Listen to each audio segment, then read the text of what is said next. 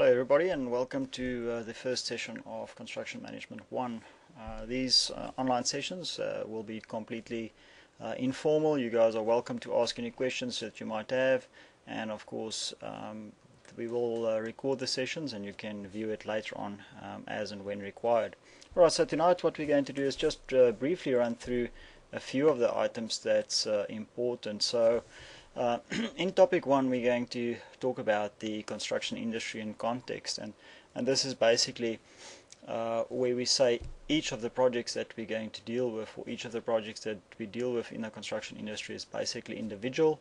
Not one of the contracts are ever the same. There's always something that's different. Even if it's the same type of project that we're working on, we find that there are small differences with each of these projects as we go along.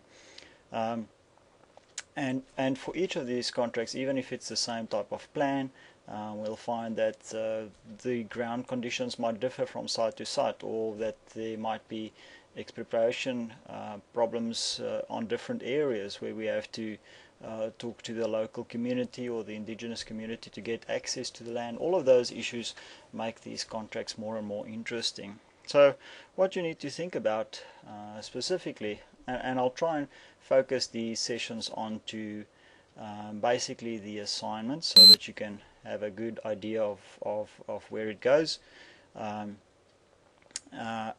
is we're going to deal with greenfields, brownfields projects, and then of course there's also renovations or revamps that we have to deal with, and each of those are different. So if we look at greenfield projects, and I can see Matt, you've just joined us using your iPhone, so welcome to the session. I hope you guys can see what's on the screen there.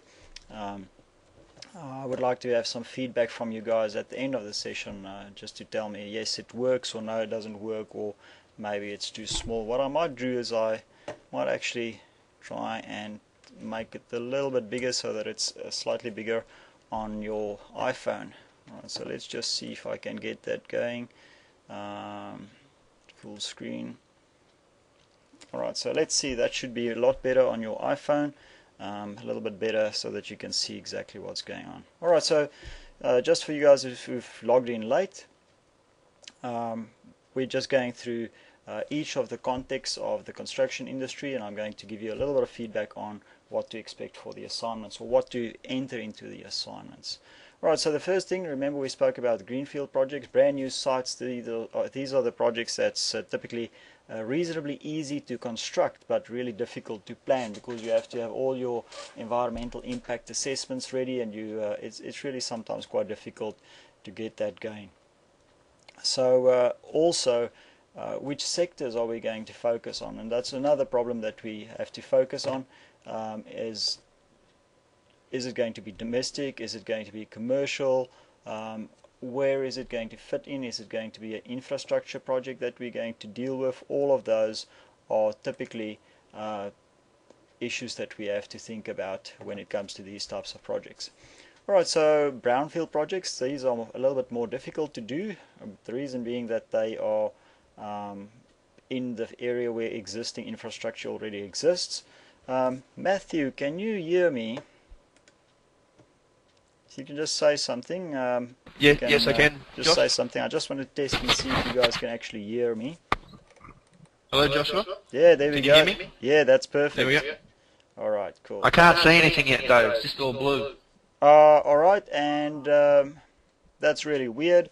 So what I might do is I'm going to stop the sharing and start the sharing again, and that might get you going. Alright, so what do you see? What do you see now, Matthew? The topic BLCN12035. Alright, so Construction Management Online Lecture. Yeah, let's see if we can get this going. Just give it a second. And what do you see now? The construction industry in context. Alright, great stuff. Alright, so the blue screen is gone. Right, so what I might just do is you've just gone on 2 seconds too late, but I'll just roll it back once, and there's the first slide. Yep. So you should be able to see that now. Alright, and if anybody else has some trouble, just let me know. Matthew, I'm just going to mute you. So when you have a question, just unmute yourself, and that should be easy enough. All right. Alright, so there we go. First lecture, welcome everybody. And I was just about to start talking about the greenfield projects, brownfield projects, renovation type projects that we have to think about. And these are typically the questions that you'll have to ask when it comes to these projects that you're going to deal with.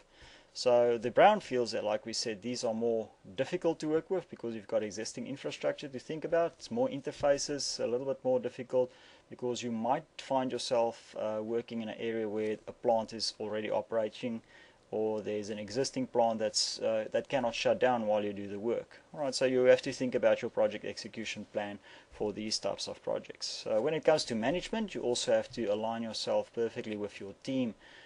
There's a different set of role players for each of these projects, and we'll talk about the role players for these projects a little bit later on, and we'll identify them individually because that's part of the question that you also have to answer for assignment number 1.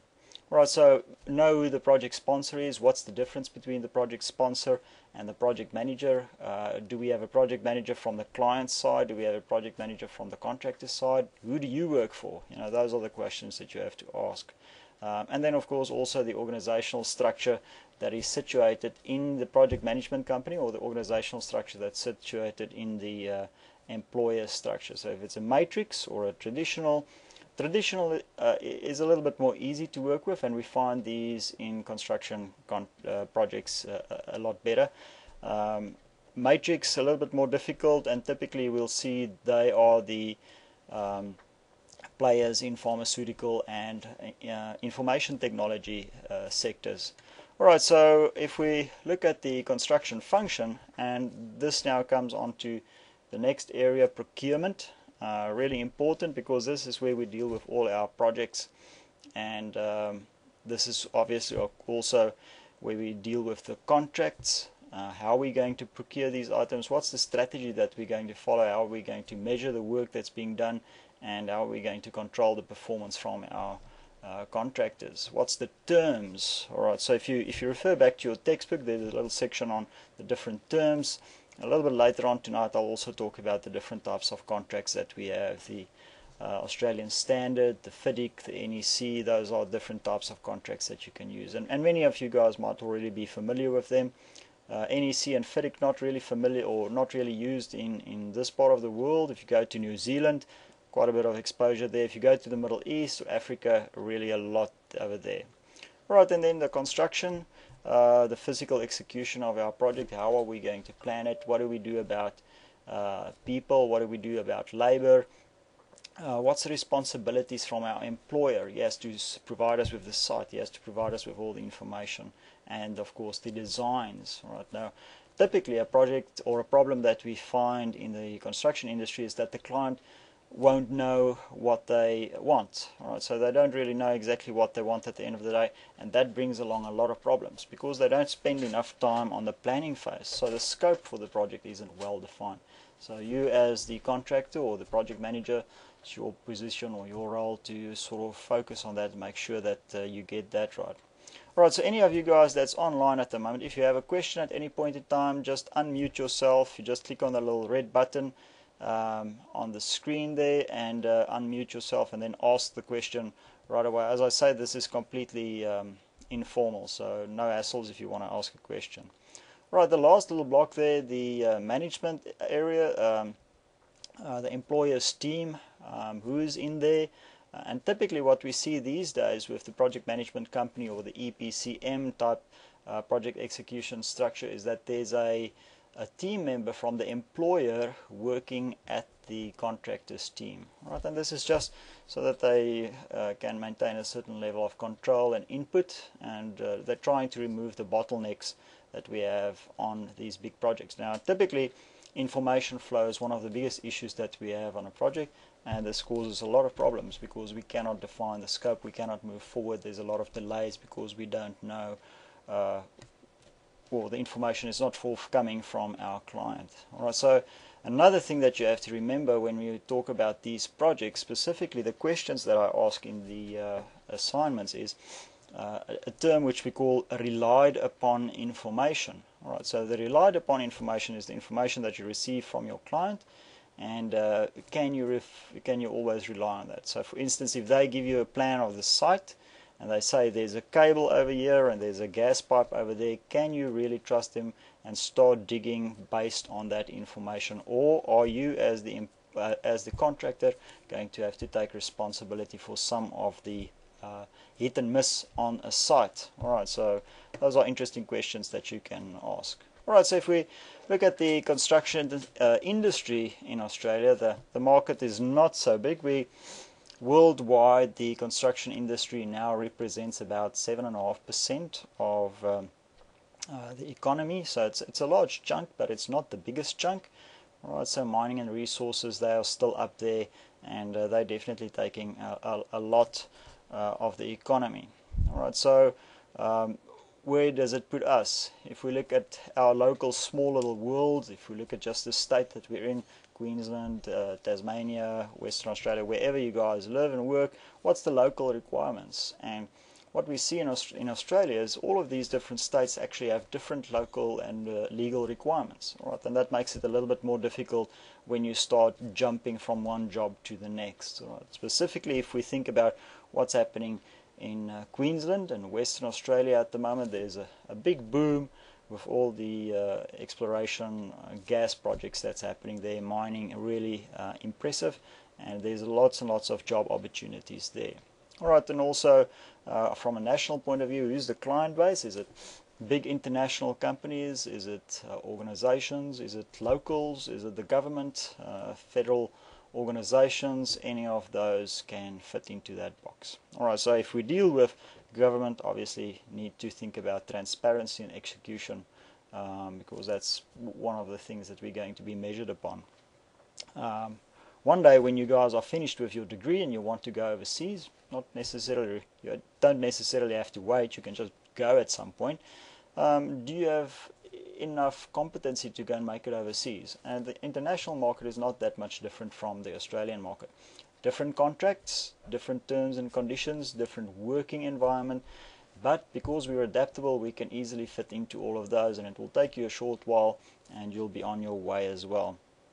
Alright, so from an international point of view, construction is reasonably down at the moment. There's about a 12% dip from last year. The Middle East has almost come to a complete standstill. If I think back to the good old days when I worked in the United Arab Emirates, Dubai, and those areas, there was just tower cranes all over the show. At one point I counted 107 tower cranes. Nowadays it's not as lucrative in Dubai anymore. Alright, so we have to think about who else is going to play in that sandpit, and that's of course China is the big contender there. Right, so if we think about the life cycle phases that we think about, what I've got here is just a small diagram showing you the different types of life cycle phase definitions that the common literature has out there. So for engineering, basically it's a simple one: startup, definition, main, and termination. But the moment we start dabbling in construction, we see there's a lot more detail that we have to think about, and things like concept, viability, financial feasibility studies, basic design, detailed design, engineering, detailed engineering, those types of things now start playing a big role. And you'll see that there's more steps into construction, and these steps that you have in your textbook also goes on, because it talks about revamping and remodeling. Now if you think about a big shopping center, for